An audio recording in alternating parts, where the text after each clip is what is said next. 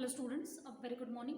So students, in previous class we have ended our chapter that is electromagnetic wave and the revision on that one.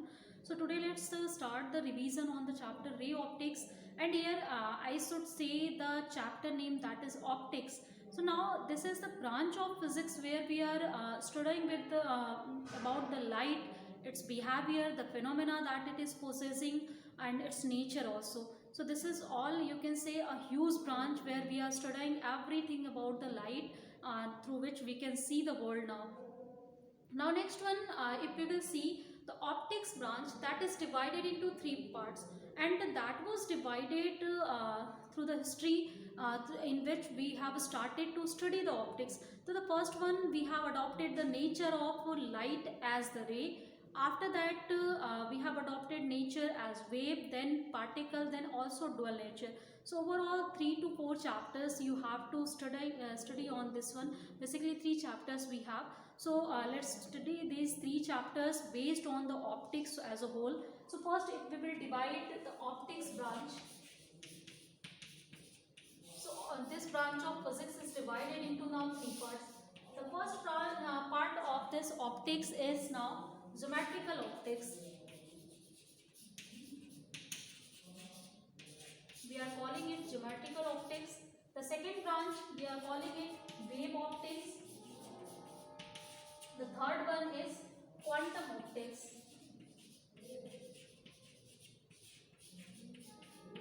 So these are now the 3 branches of the optics where we are studying different phenomena possessed by the light here.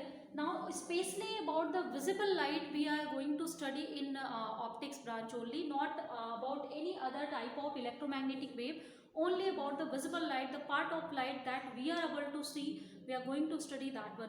So one by one, if you will see the first part of this optics, that is geometrical optics. So by name, as its name is given geometrical, so it is saying that this optics is explained by using law of geometries or the rules of geometries that we know already.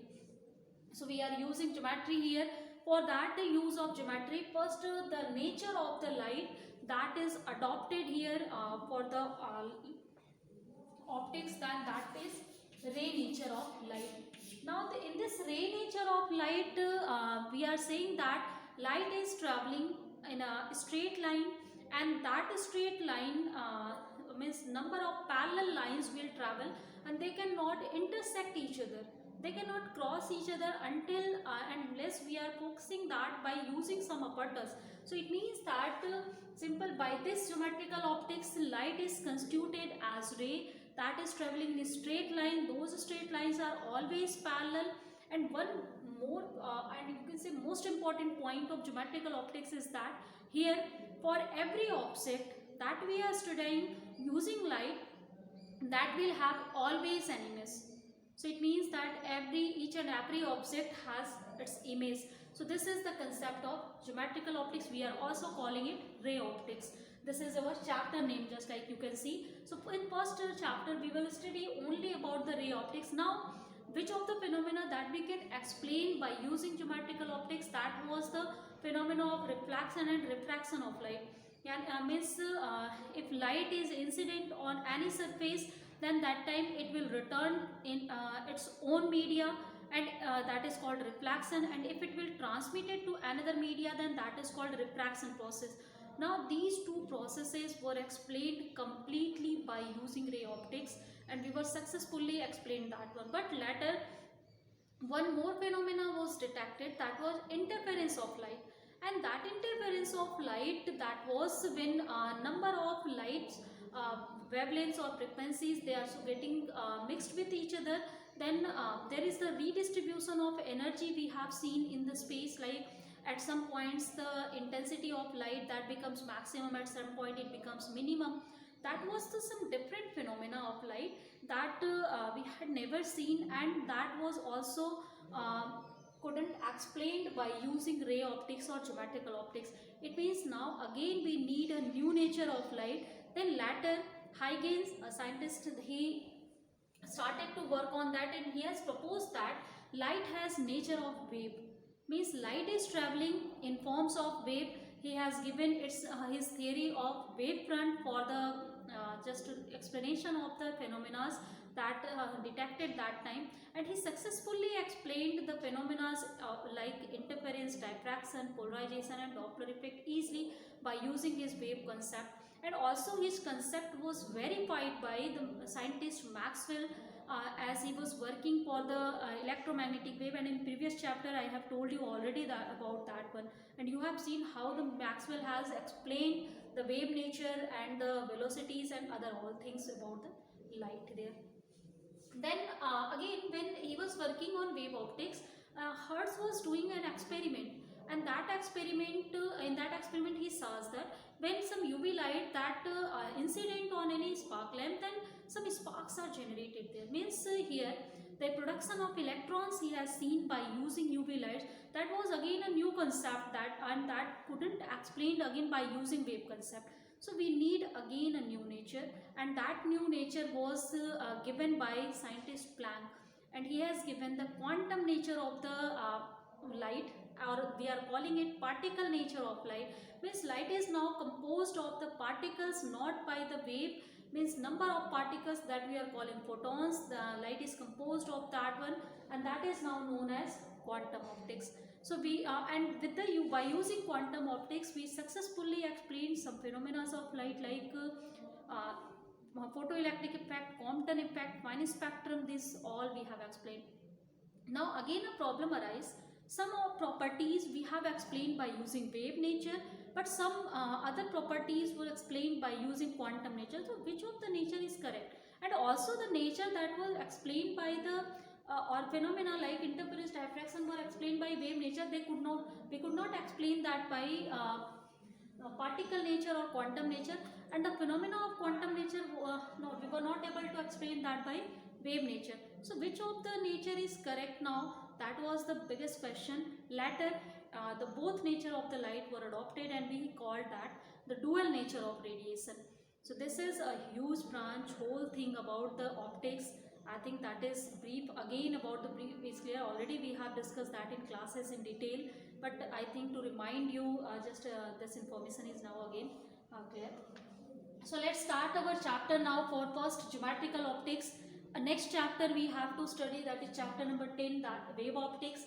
Then chapter 11 is dual nature of radiation and matter. In first that we will study the particle nature, then we will study the dual nature. So this is all we will study one by one in different 3 chapters. So let's start our just revision on these chapters now one by one.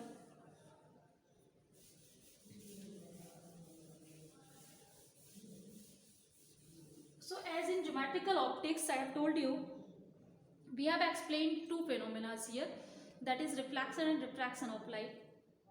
Now in your term 2 examination, reflection of light or the instrument based on that like mirror, this is now deleted from your topic. So you can just study for your convenience, for your knowledge. So just study that one, because reflection is very basic topic, so you should study that one. We will here revise refraction topic, as we are going to revise it for term 2 examination. So only that topics we will revise. Now first as I will tell you what is reflection and laws of reflection, then we will move further for the refraction of light. So reflection of light is what? When we have any surface, if we will polish that surface from back side or any side you can choose, then if light is incident on the surface at some angle, then that time according to the reflection of light, if light will return to its own media. So it is if coming, suppose this media is air, and this on this plate, that is glass plate, this is the second media on which it is incident. So if light is coming from air to glass, and if it will not enter in glass, it will return back again to air from the interface of the 2 media, then that kind of phenomena is known as reflection of light. In this phenomena, first of all, never the media means the media will not change. Medium will be always same whenever we are calling reflection word. Second word here, this angle, this one is known as normal, that we have drawn perpendicular line to this interface. Now this is the incident ray, and the angle between normal and incident ray is known as angle of incidence. And now this is the refracted ray.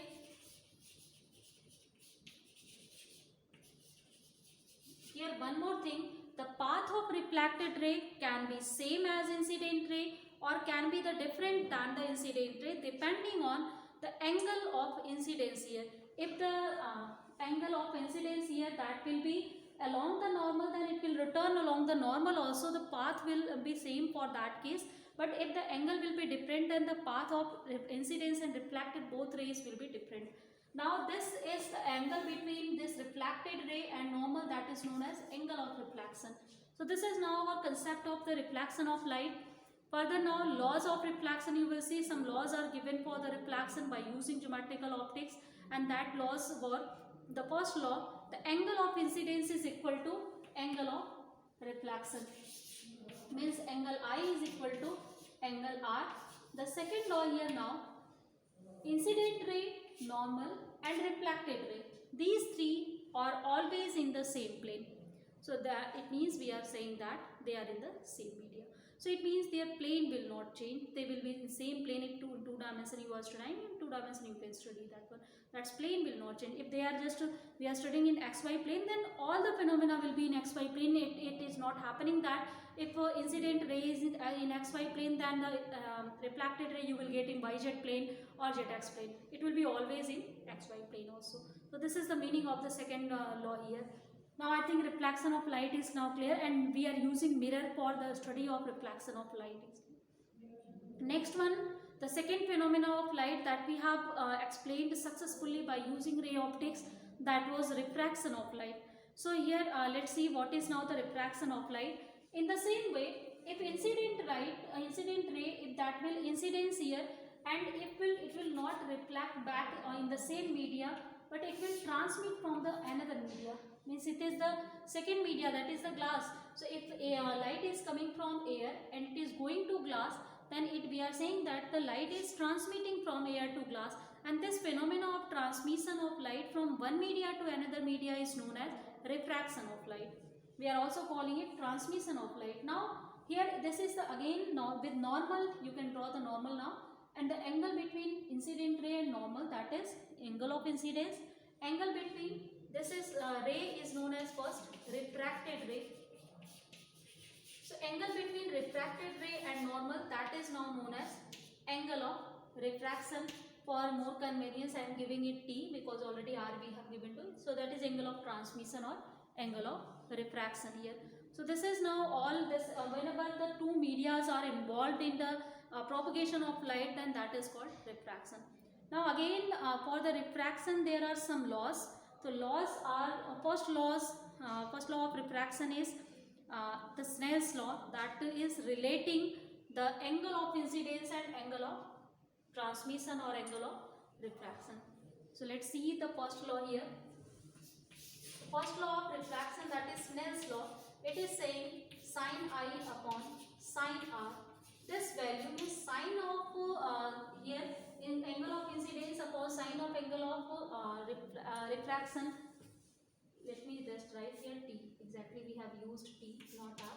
So here sin T, that is equal to mu. Mu is what now here? This is the new word that is known as refractive index of the media. So what is now the refractive index? First let's see, then I will tell you the second law here. So refractive index is what? This index of refraction or refractive index of the media is the ratio of speed of light in vacuum to the speed of light in medium.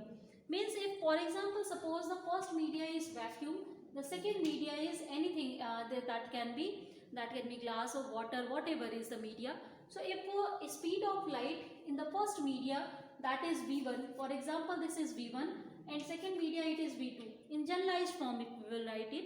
So the refractive index mu is defined as the velocity of light in first media to the velocity of light in second media. So it means the angle, this angle index of refraction, what it is saying, how fast the light will travel in different media. So it is also the property of medium, we can say, that is predicting what will be the speed of light if it will travel from one media to another. Suppose the first media is vacuum or free space, and that time obviously light will move with the speed of light. So here we can write C. Now if we know the refractive index, we can find out easily what will be the value of V2, means how fast or slow the light will move in the another media. We can see that one. So this is very important term that is used always to compare or to know how the velocity of light will be affected in different media when it will travel from one media to another media by the refraction process. So that is, I think, now clear. So next one, here I think this factor is now clear in the law of refraction. The second law of refraction is now angle of incident ray, normal, and refracted ray. These three rays are again in the same plane. The plane concept is again the same that I have told you before in reflection. Means if we are working for a single plane, the refraction will be in the same plane also. So this is now our concept of angle of just law of refraction. So that is, I think, now clear.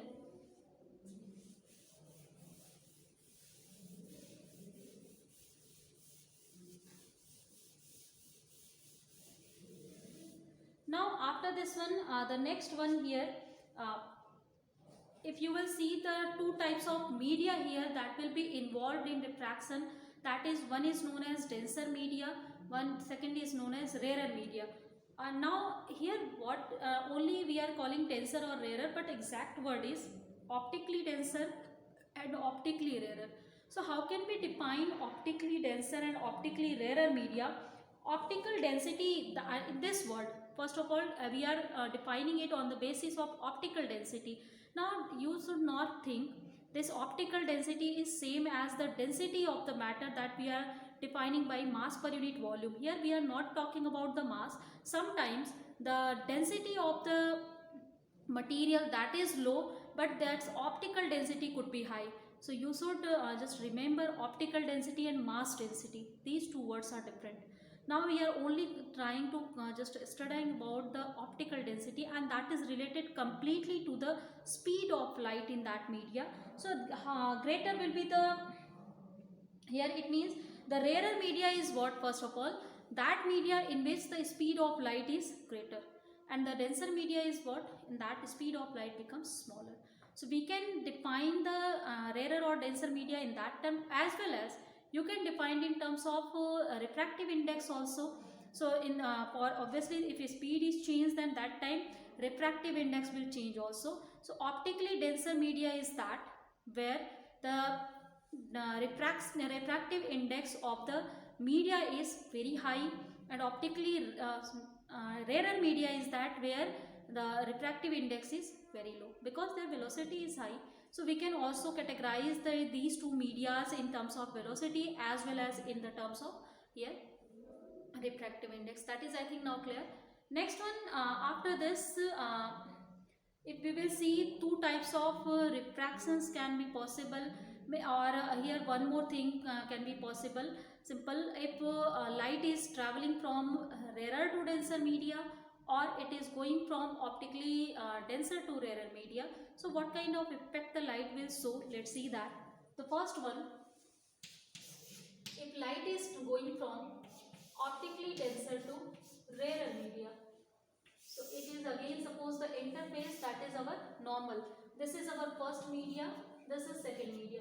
You can categorize your media in the terms of refractive index. Suppose N1 is refractive index is here, N2 is here. You can also write mu1 and mu2. Sometimes I'm also writing both words. Now first media also categorized by the terms of permittivity and permeability of space. So that is suppose mu1 epsilon 1 we are giving, it is mu2 epsilon 2. So just to remove this difficulty of mu, that's why I have taken n1 and 2 here. Now next one, after this, if light is incident here, and now the first media, that is denser media. So obviously if the media is denser, then that time its refractive index will be high, means n1 is now greater than n2, or velocity of light in that media v1 will be less than v2. So if v1 is greater, then this angle of incidence for the incident ray, obviously that should be here smaller. Means just like we are moving in very crowd, then that time we are our relative separation starts to decrease. So So you can understand it in that in this way. Now whenever it will go from here, then that time obviously I will tell you it by using Snell's law also. It starts to go away from the normal. So the angle of incidence and angle of refraction, suppose R I am saying here, so that will starts to increase when it will go from denser to rarer media. Let's understand it by using Snell's law. So Snell's law is what? That is sin I upon sin R. This is equal to exactly one mu 2 we are writing, and its value is equal to mu 2 upon mu 1. So this is the relative refractive index we are calling it. Means the refractive index of first media is related to the second one by this formula, or in terms of n, if I will write, we can write 1 and 2, and that is n2 upon n1. So this is equal to now n2 upon n1 from here, or also you can write it v1 by v2. So this is also the form of Snell's law. So you can compare this angle by using these two, any relation from here. So let's use the velocity relation or whatever relation you need. So v1 by v2, you can see that will be less than 1. So from here, this sin I upon sin R, this should be less than now 1 from here. And if it is less than 1, then it is saying that sin I, this will be less than sin of R. And you can remove sin from both sides, then it is predicting that this I is less than R.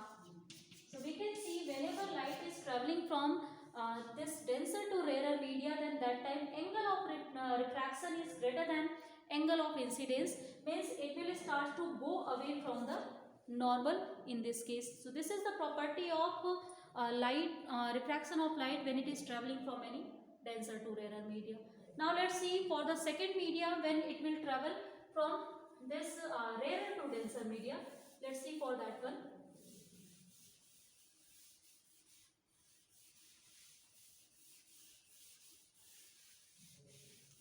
Now again for the second one, if we have the second one, that is rarer to denser media. Now this is our condition. So let's see which kind of property this light will show when it will move, starts to move from rarer to denser. Now rarer media, as you know, it is categorized in the terms of refractive index, that is its refractive index is always low but velocity is high. Means n1 in this case, n1 will be less than n2 because this become now rarer, this become now denser media. So n1 should be here less than n2. Now after this one, you can also write in terms of velocity because refractive index is reciprocal of velocity. So it means that v1 should be greater than v2. Now let's use this relationship v1 by v2. You can also use this one, you are free to use. This will be greater than 1 from here. Let's use Snell's law. So according to Snell's law, this sin I, that is angle of incidence. Now this is R, that is angle of refraction. So sin I upon sin R, that should be equal to again n2 upon n1 or v1 by v2 from here. Now v1 by v2, you can see its value is greater than 1. So obviously sin I by sin R, its value will be also greater than 1. Now sin I, that will be greater than sin R from here, or finally we can see this I is greater than R from here. So it means that the angle of incidence in this case will be greater than angle of refraction from here. Now whenever the light is traveling from rarer to denser media, it starts to come closer to the normal. So this is the behavior of light when it is moving from optically rarer to denser media. So light is showing different behavior when it is moving from different media to different.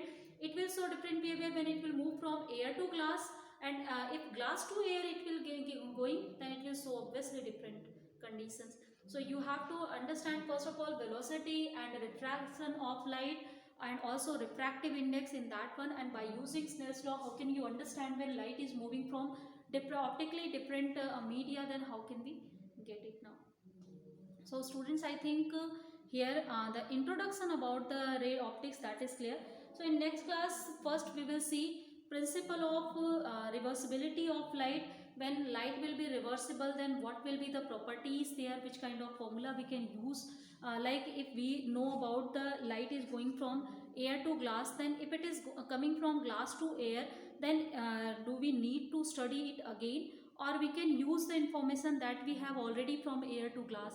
So we can use that information. If we have only one study, that is air to glass, then glass to air automatically we can study. So that we will see in next class, and then we will move further for the more detail in refraction of light. So let's end our class here with this discussion today. So thank you, students.